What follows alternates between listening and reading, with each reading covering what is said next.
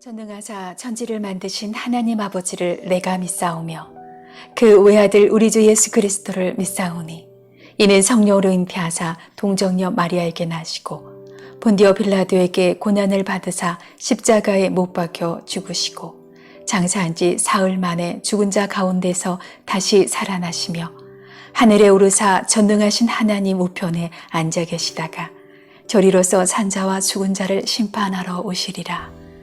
성령을 믿사오며 거룩한 공예와 성도가 서로 교통하는 것과 죄를 사하여 주시는 것과 몸이 다시 사는 것과 영원히 사는 것을 믿사옵나이다. 아멘.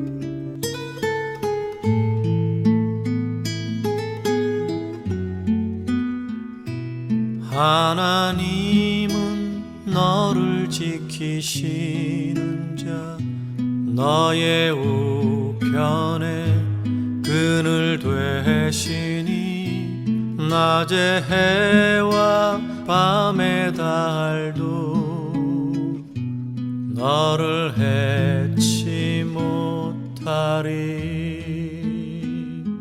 하나님은 너를 지키시는 자 너의 환난을 면케하시니 그가 너를 도우시리라.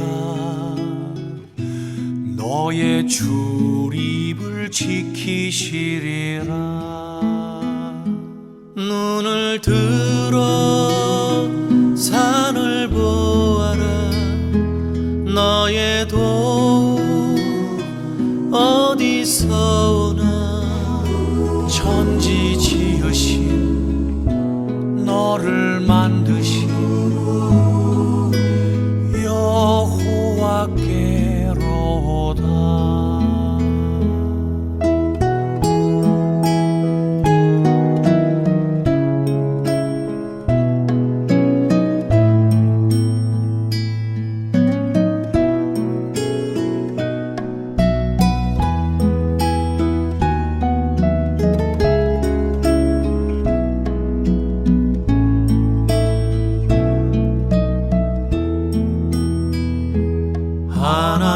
하나님은 너를 지키시는 자 너의 환난을 면케하시니 그가 너를 지키시리라. 너의 출입을 지키시리라.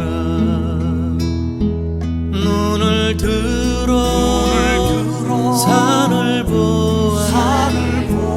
너의 도움 어디서 오나. 천지 지으신 너를 만드신 여호와께로다. 눈을 들어 산을 보아라. 너의 도움 어디서 오나. 천지 지으신 너를 만드신 여호와께로다. 천지 지으신 너를 만드신 여호와께로다.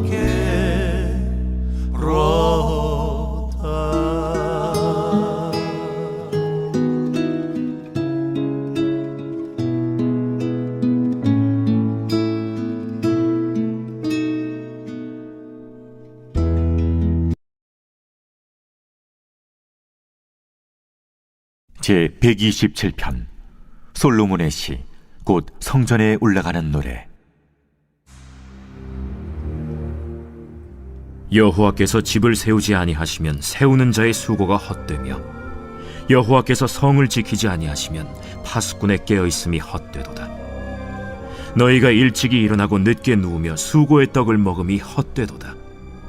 그러므로 여호와께서 그의 사랑하시는 자에게는 잠을 주시는도다.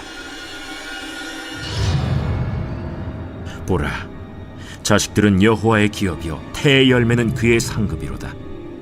젊은 자의 자식은 장사의 수중의 화살 같으니 이것이 그의 화살통에 가득한 자는 복되도다. 그들이 성문에서 그들의 원수와 담판할 때에 수치를 당하지 아니하리로다.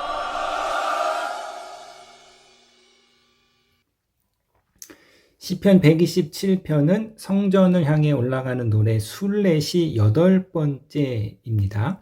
자, 1절에서 2절은 우리의 노동, 일에 대해서 말하고 있고 3절에서 5절은 자녀에 대해서 이야기하고 있는데요. 오늘 시인이 일과 자녀에 대해서 어떠한 이야기를 하고 있는지 살펴보도록 하겠습니다. 자, 1절과 2절 상반절에서 시인이 세 가지를 말하고 있는데요. 자, 집을 세운다, 세우는 자, 그 다음에 성을 지키는 파수꾼의 깨어있음, 일찍 일어나고 늦게 누우며, 이 세 가지는 우리의 일, 노동을 뜻하는 이제 그런 표현이지요. 하루하루 저와 여러분들이 매일 일하고 이제 노동하고 있습니다. 주부도 가사 노동을 하는 거죠. 자, 순례의 길 걸어가는 것은요, 하루하루 걸어가는 것이죠. 한꺼번에 가는 게 아니라 순례의 길은 매일 정해진 거리를 걸어가는 것이 순례의 길입니다. 인생은 이처럼 하루하루를 살아가는 것이죠. 하루하루 그냥 살아가는 것이 아니라 하루하루는 하루하루 우리의 노동으로, 우리의 일로 살아가는데, 매일 우리가 하는 일, 이 노동이 하나님이 함께 하시지 않으면 그 모든 것이 다 부질없다, 헛된 것이다. 아무리 우리가 열심히 일한다 할지라도 그 노동에, 그 일에 하나님이 함께 하시지 아니하면 헛된 것이라고, 열매 없는 것이라고 말하고 있는데요. 자, 그래서 신명기 8장 17절에서 18절에는 그러나 내가 마음에 이르기를 내 능력과 내 손의 힘으로 내가 이 재물을 얻었다 말할 것이라. 내 하나님 여호와를 기억하라. 그가 내게 재물 얻을 능력을 주셨음이라. 이같이 하심은 내 조상들에게 맹세하신 언약을 오늘과 같이 이루려 하심이니라. 우리의 수고죠. 노동은 우리의 수고이나, 그러나 우리의 수고 가운데 하나님이 함께 주셔야, 하나님이 복을 내려 주셔야, 우리의 수고 위에, 우리의 노동 위에 하나님이 복을 내려 주셔야 그것이 열매를 맺는다. 자, 시인은요, 이 노동의 결과를 수고의 떡이다, 이렇게 이제 말하고 있는데요. 여기서의 이 수고는 창세기 3장 17절에 나오는 단어인데요. 창세기 3장 17절에 아담에게 이르시되 내가 내 아내의 말을 듣고 내가 내게 먹지 말라 한 나무의 열매를 먹었은즉 땅은 너로 말미암아 저주를 받고 너는 내 평생에 수고하여야 그 소산을 먹으리라. 범죄의 결과로 말미암아 땅이 저주를 받았고, 그리하여서 이제 모든 인생은 고단한 수고의 노동을 통해서 먹고 살게 되는 것이죠. 그러니까 일이라는 것은 양면성을 갖고 있는데요. 첫 번째로는 말씀드렸듯이 범죄로 인한 저주의 결과로서 수고스러운 것입니다. 고단한 것이죠. 일하는 것은 고단한 노동이고요. 일의 이것은 부정적인 측면이라면, 일의 긍정적인 측면은 일을 통해서 우리가 단순히 먹고 산다는 것 이상의 자아를 성취해 가는 것이고, 더 나아가서 우리의 일과 노동을 통해서 하나님 나라를 세워가는 것이죠. 그래서 우리의 일을 통해서 인류의 문명과 기술과 과학과 예술이 발전함으로써 인류의 복지를 증진시키고, 결국 이러한 문화들, 문명들이 모여서 마침내 온전한 하나님 나라를 세워간다. 그러니까 핸델의 그 찬양이 저 하나님 나라에서도 울릴 것이다. 우리가 이 땅에서 했던 우리의 수고가 다 하나님 나라가 완성될 때 사라지는 것이 아니라 그것과 함께 우리의 일과 함께 하나님 나라가 성취될 것이다. 이렇게 말하고 있습니다. 자, 이처럼 일에는 두 가지 의미가 있고요. 이 우리의 일, 우리가 반드시 이제 일을 해야 하는데 그 일 위에 하나님이 함께 해 주셔야 헛되지 않다, 부질없지 않다, 아름다운 이제 열매를 맺게 됩니다. 자, 그래서 2절 하반절 보시겠는데, 그러므로 여호와께서 그의 사랑하는 자에게 잠을 주시는 도다. 자, 이 2절 하반절의 말씀은 이제 두 가지 의미로 생각해 볼 수 있는데요. 하나님께서 이제 고된 노동으로 지친 사람들에게 쉼을 주신다, 잠을 주신다. 그러니까 잠은 하나님이 주시는 축복이고 하나님이 주시는 은혜이죠. 우리가 잠을 통해서 우리가 이제 회복되어야지, 원기를 회복해야지 다시 또 일하고 노동할 수 있기 때문에 잠은 우리에게 반드시 필요한 것이고, 그 잠은 누우면 그냥 잠 오는 것이 아니라 그것도 하나님이 주시는 은혜이다, 축복이다.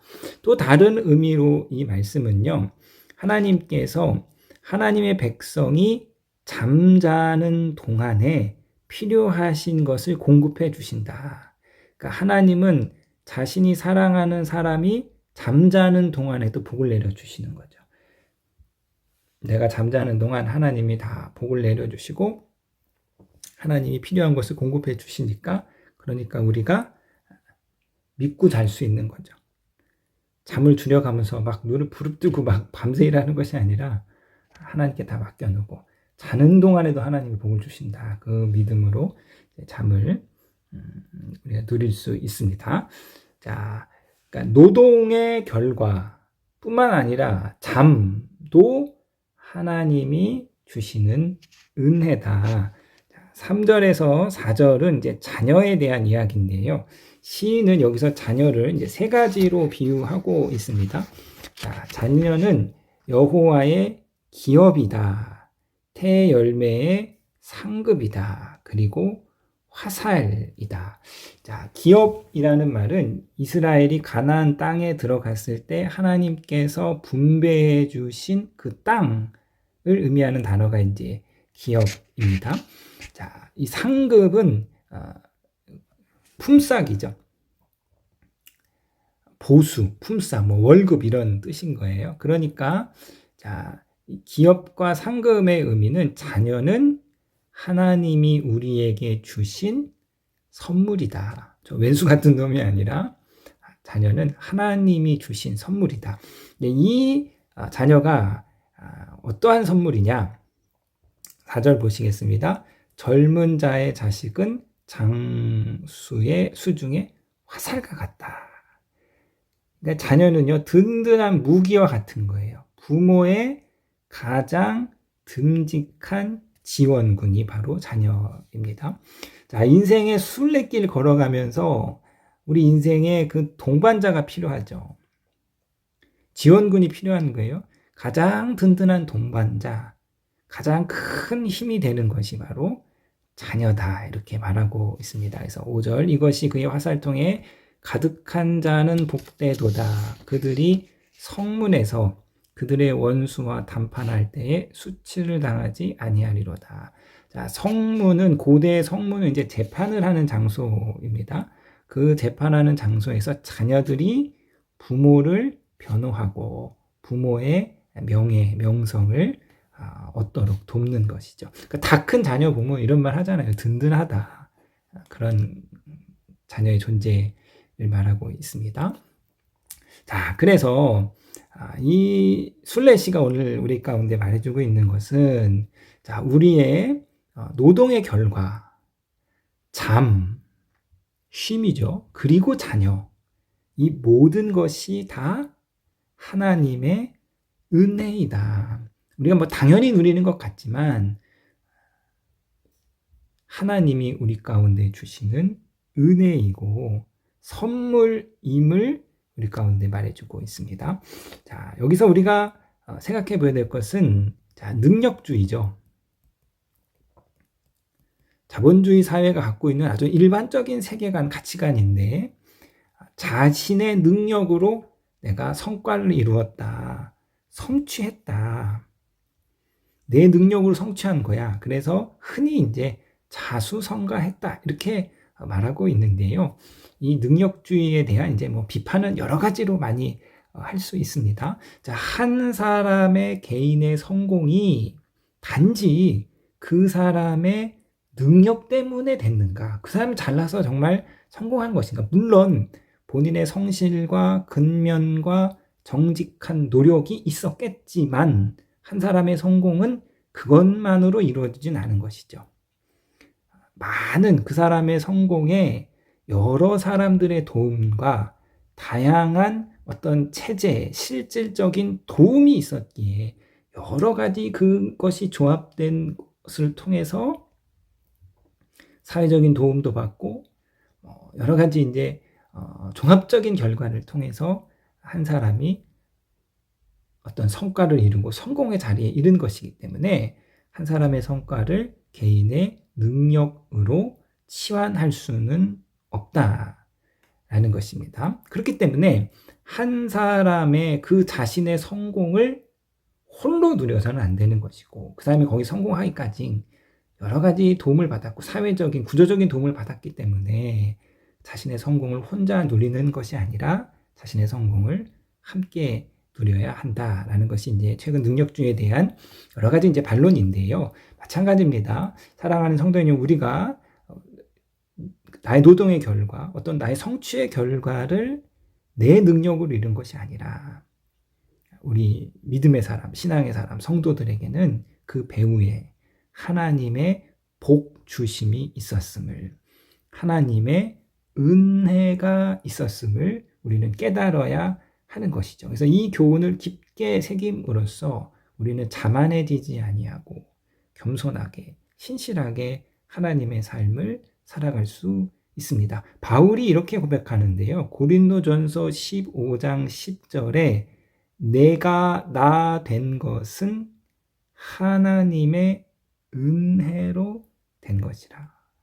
내가 사도로 많은 수고를 다른 사도보다 훨씬 많은 수고를 했으나 그럼에도 불구하고 내가 나 된 것은 오로지 하나님의 은혜로다.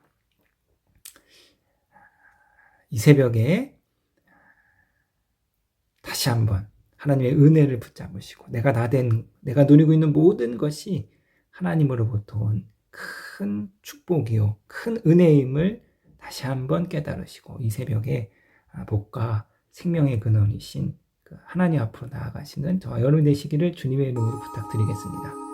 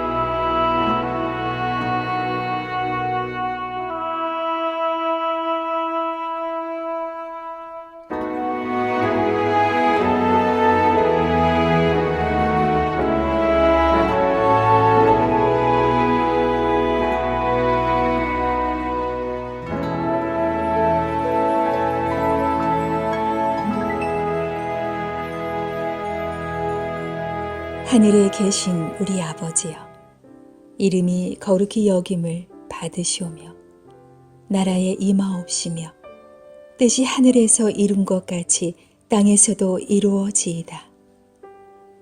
오늘날 우리에게 일용할 양식을 주옵시고 우리가 우리에게 죄 지은 자를 사하여 준 것 같이 우리 죄를 사하여 주옵시고 우리를 시험에 들게 하지 마옵시고 다만 악에서 구하옵소서.